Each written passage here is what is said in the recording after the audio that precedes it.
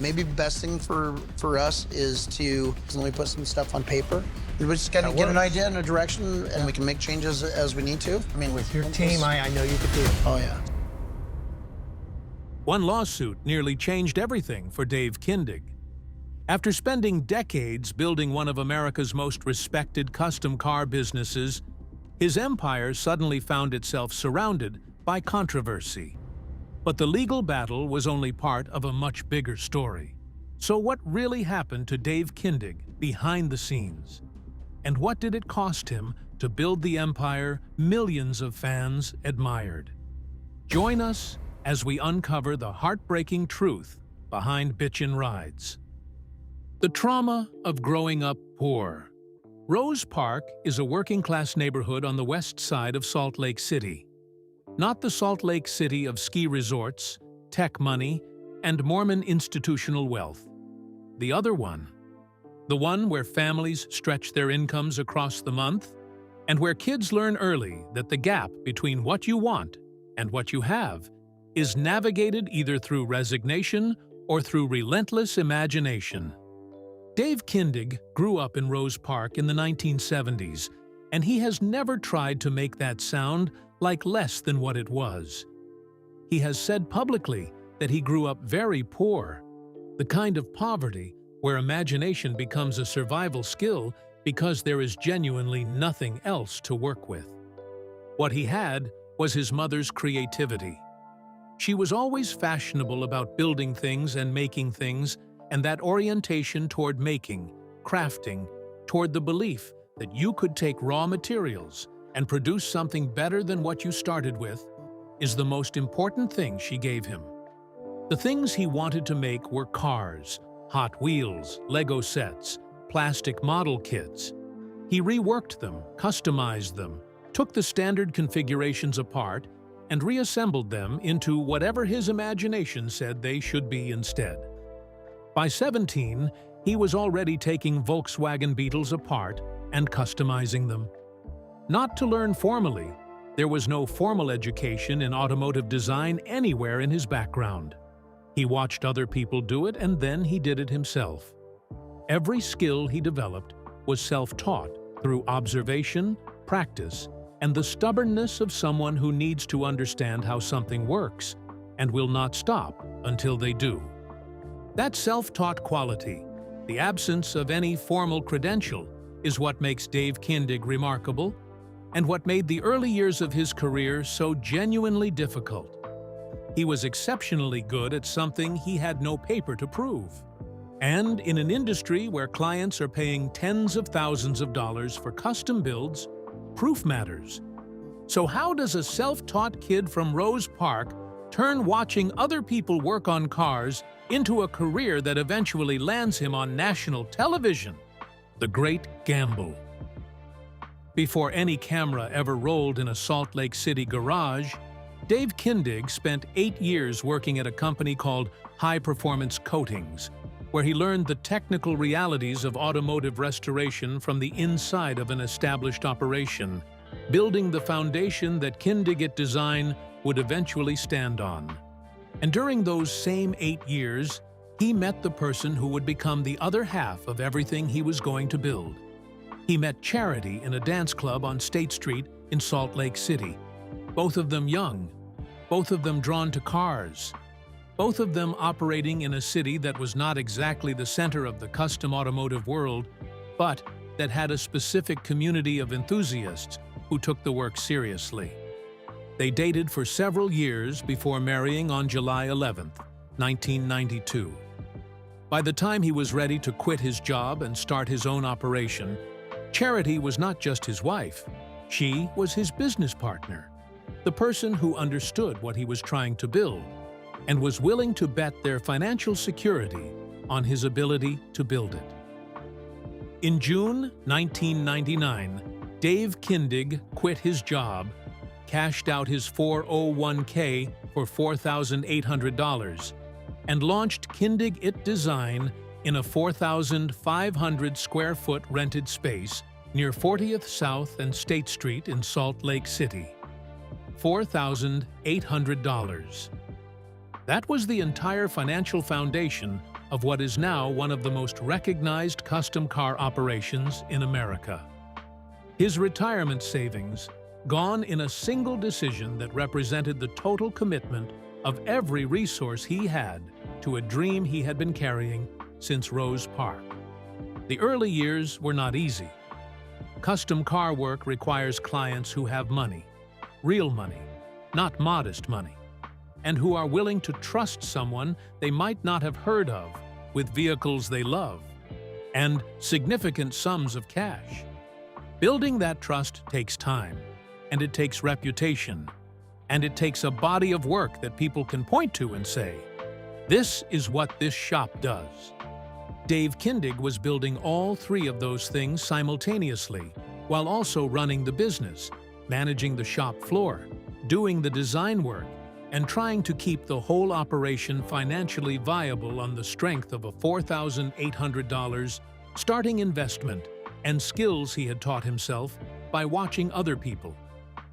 Charity became vice president of Kindig Design, handling the business operations that allowed Dave to stay focused on the creative and technical work that was the shop's actual value proposition. Their two children, daughter Bailey and son Drew, grew up inside the business. Bailey eventually managed the company's website. Drew came on as a designer. It was literally a family building something together, and brought their children into it because the business was genuinely good enough to support that. The shop expanded from its original 4,500 square feet to a 27,000 square foot state-of-the-art facility, with an additional 10,000 square foot warehouse added to accommodate the growing volume and scale of work. The growth was not driven by television money. It was driven by the quality of what Kindig Design was producing long before any network knew the shop existed. And then, in 2014, everything changed scale entirely. Let's explore how. In front of America. Most custom car shows follow a formula that any regular television viewer can identify immediately. Clients arrive with impossible expectations. The shop battles against an absurd deadline. Drama is manufactured through arguments between cast members. The car is revealed in slow motion with swelling music. Repeat.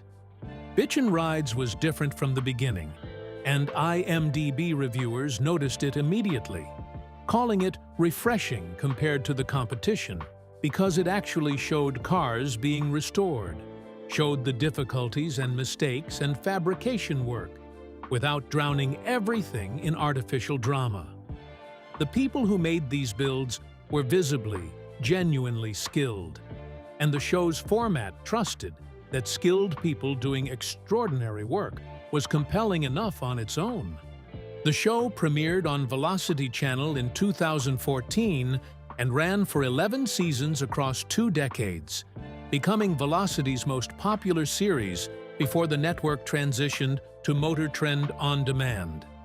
Season 11 premiered on March 12, 2025, which means that, as of right now, Bitchin Rides is still running. Over 167 episodes, more than 320 custom cars documented. A body of televised work that is, by almost any measure, one of the most sustained and consistent records of genuine automotive craftsmanship ever put on screen. The builds that became the show's most celebrated moments were not selected for their drama. They were selected because they were extraordinary. A 33 Ford Tudor, a 57 Chevrolet Corvette, a 69 Chevrolet Camaro, a 62 Volkswagen bus, a GM Futureliner that is one of only 12 ever built and one of the rarest vehicles ever to enter a custom shop for restoration. Each project was a demonstration of what the Kindig team could do when given something worth doing. Dave Kindig's on-screen presence was equally specific. He is not the kind of reality television personality who performs for the camera. He talks about design the way someone talks who has been thinking about it since they were 17 years old in Rose Park, with genuine precision, with specific language, with the particular fluency of a person for whom this is not a script, but a vocabulary they actually use. He spoke about the show's unscripted approach on the Road to Success podcast with Benedict Fowler in September 2025, describing how the production was built around documenting real work rather than manufacturing conflict. The CF1 series he launched in 2021, a line of bespoke custom vehicles that represented Kindig Design's most ambitious attempt to extend the brand beyond client commission work into its own product line, demonstrated that the shop was not simply executing other people's visions, but was capable of originating vehicles of its own. One CF1 sold for $770,000 at a Macomb auction. That number tells you exactly what the market thinks Dave Kindig's work is worth when it is given complete creative freedom. The awards confirmed it too. Multiple Riddler Award victories at the Detroit Autorama, one of the most prestigious honors in the custom car world, put Kindig Design in a category of shops that almost nobody from Salt Lake City had ever occupied before. The Riddler goes to the best custom car unveiled at the show each year, judged by people who have spent their careers evaluating this work.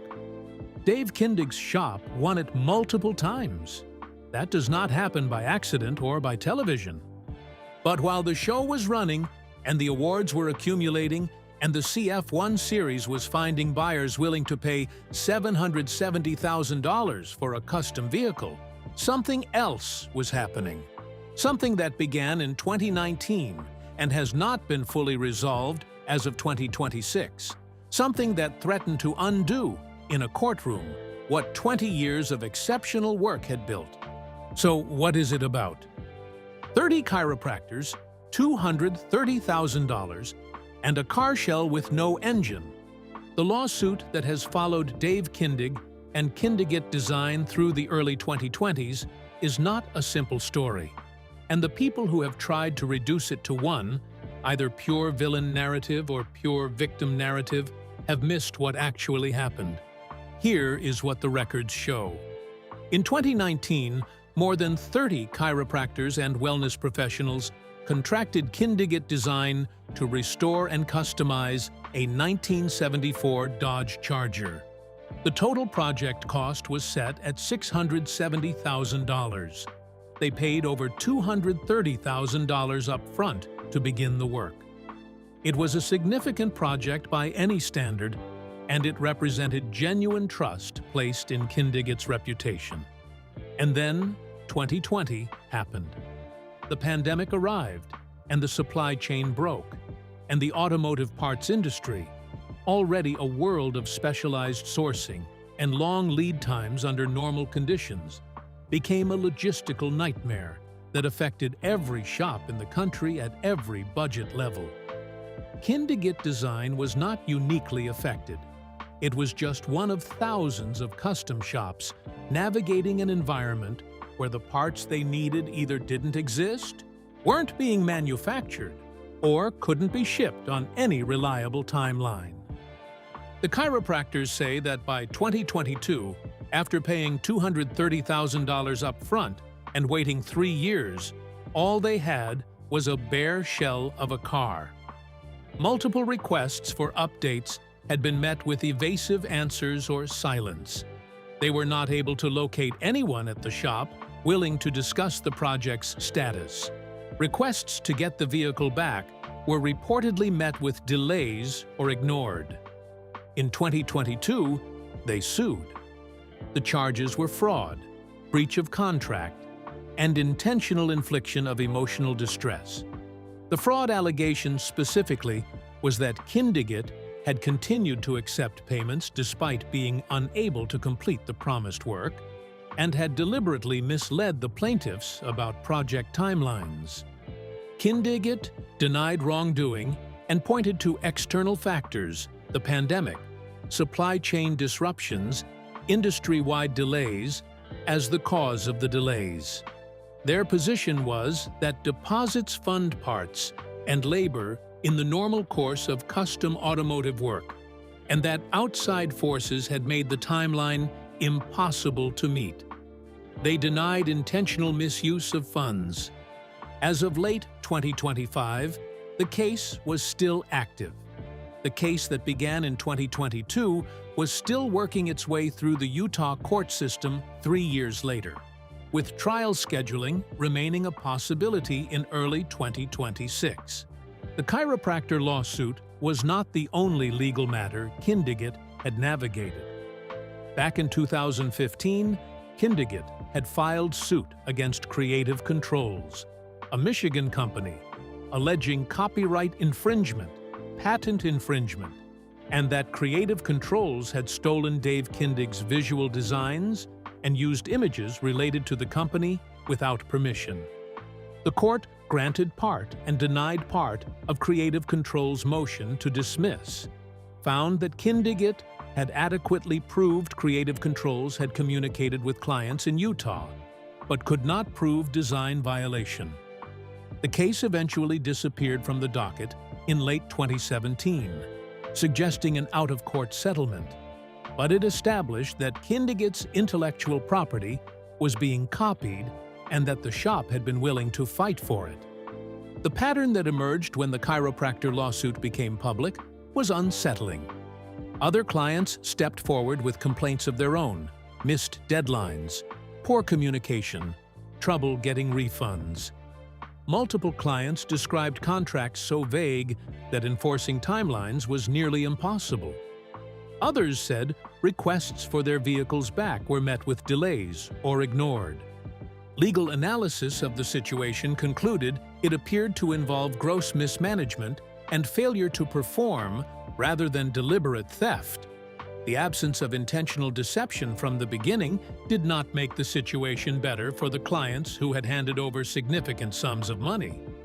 The lawsuit revealed the financial cost of running a business on that scale.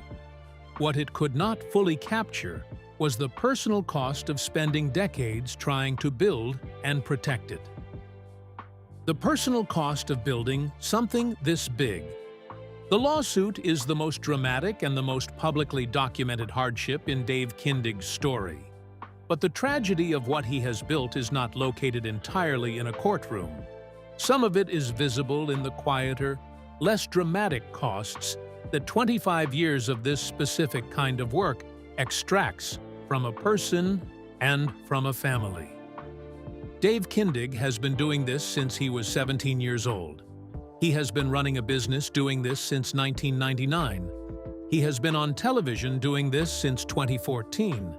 The cumulative pressure of those three things, the creative demand, the operational demand, the public demand, sitting on one person and one family for decades, is not something that gets discussed in build-reveal segments or award ceremony acceptance speeches.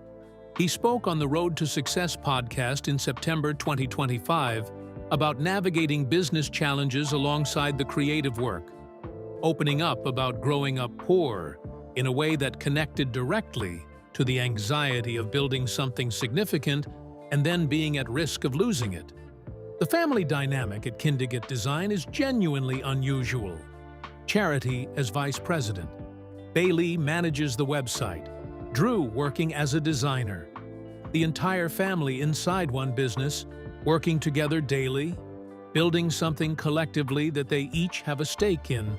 That is either the most beautiful possible expression of family solidarity or a significant amount of pressure for a family to carry, or, most likely, both simultaneously.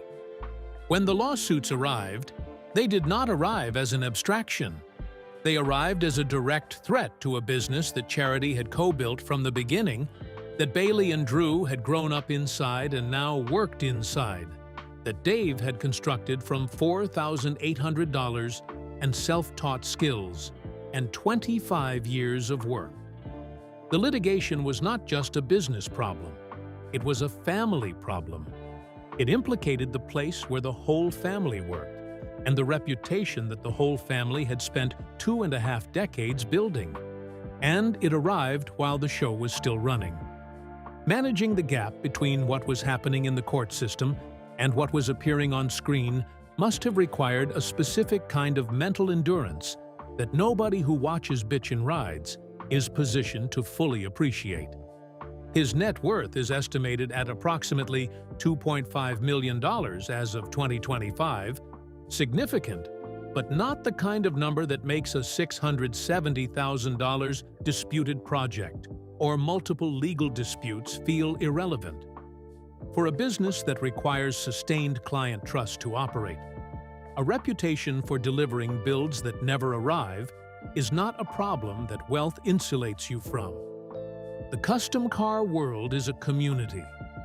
News travels. What Dave Kindig has done since the lawsuits became public. He continued to show up at SEMA, continuing to produce builds, continuing to develop the CF1 series, continuing to make Bitchin Rides, is not the behavior of someone who has decided to walk away.